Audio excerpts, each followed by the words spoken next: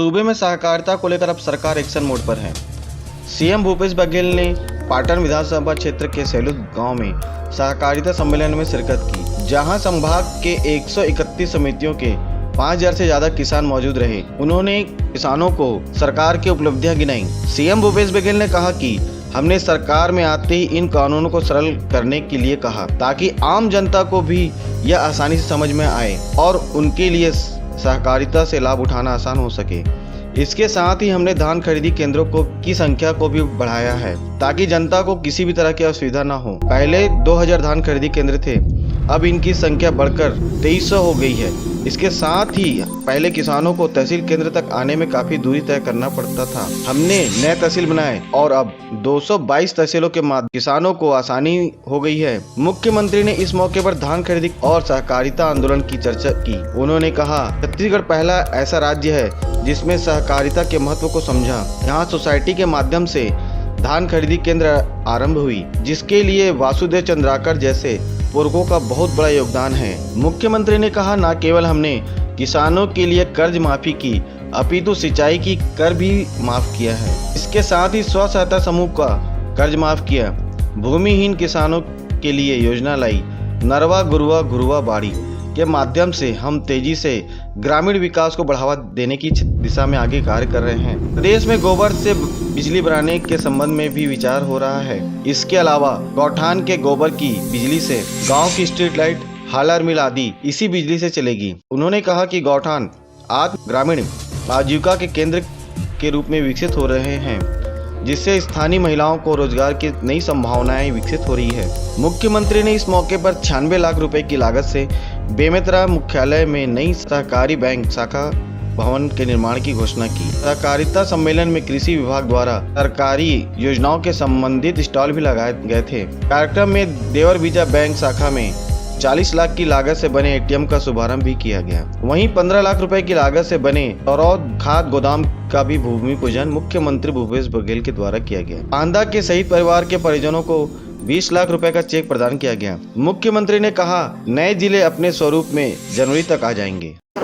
आज ग्राम सेलूद में तीनों जिला बेमेतरा, बालोद और दुर्ग केंद्रीय सहकारी बैंक के सहकारिता से जुड़े हुए सब साथियों का सम्मेलन, किसानों का सम्मेलन बहुत सफल कार्यक्रम, और इसमें परिवहन से लेके जो नुकसान संग्रहण केंद्रों में धान में हुआ है उस सब के बारे में उन्होंने मांग रखी है। उसके पहले ही कैबिनेट सब कमेटी इस पर विचार कर चुकी है। बहुत जल्दी उसको कैबिनेट में ला के उसका निर्णय किया जाएगा। किसी भी धान खरीदी में किसी कोऑपरेटिव समिति को नुकसान नहीं होने दिया जाएगा, और जैसे मार्केट में बंद किया गया उसी प्रकार से इसमें भी बंद किया जाएगा। साथ ही बेमेतरा में सहकारिता भवन बनाने के लिए 96 लाख रुपए की घोषणा मैंने की। अभी तो उसमें जो OSD है उसकी नियुक्ति होगी, और उसके साथ साथ फिर वो कौन कौन से ब्लॉक उसमें आएंगे उसके लिए दवा आपत्ति करेंगे। उसके बाद मैं समझता हूँ कि जनवरी में हम लोगों का लक्ष्य यही है कि जनवरी में वो अपने मूल स्वरूप में आ जाए, जिला बन जाए, जिला मुख्यालय से काम संचालित हो जाए, कलेक्टर की नियुक्ति हो। कोई राष्ट्रीय राजमार्ग है, भारत सरकार से के उस दिन भी अधिकारियों की बैठक हुई थी, उसमें भी कहा गया है कि और ये जो ओवरब्रिज बन रहे हैं, फ्लाईओवर बन रहे हैं, उसको जल्दी से पूरा किया जाए। साथ ही सड़क में बहुत गड्ढे हो गए हैं, इसके भी रिपेयरिंग मैं समझता हूँ बरसात के बाद इसको ठीक कर सकते हैं। योगी आदित्यनाथ ने एक तंज कसा है कि कांग्रेस हमेशा पूछती थी मंदिर वहीं बनाएंगे लेकिन तारीख नहीं बताएंगे। योगी आदित्यनाथ कह रहे हैं कि हमने तारीख बता दी, मंदिर भी बन रहा है। 5 अगस्त की तारीख थी 2020 को, मंदिर बनना शुरू हो गया। अब चुनावी मुद्दा नहीं है कांग्रेस के पास, ये योगी आदित्यनाथ का कहना है। योगी आदित्यनाथ जी के बारे में क्या कहूँ, यदि आप पुराने वक्तव्यों को निकालें तो तत्कालीन प्रधानमंत्री राजीव जी, उन्होंने कहा था जो न्यायालय फैसला करेगी उससे राय रत्ती भी इधर से उधर नहीं होगा, पूरी तरह से उसका पालन किया जाएगा। ये राजीव जी के वक्तव्य है, और हुआ यही कि योगी आदित्यनाथ या मोदी जी बना रहे हैं इसको। सुप्रीम कोर्ट के आदेश से कमेटी के द्वारा इसको केंद्र सरकार कमेटी गठन करे, वो निर्माण करेगी। तो आखिर बन रहा है कि योगी आदित्यनाथ या भाजपा वाले नहीं बना रहे हैं, ये सुप्रीम कोर्ट के फैसले के कारण से बन रहा है। ये जबरदस्ती श्रेय लेने की कोशिश ना करे, उनके पास तो कुछ है ही नहीं उसके अलावा।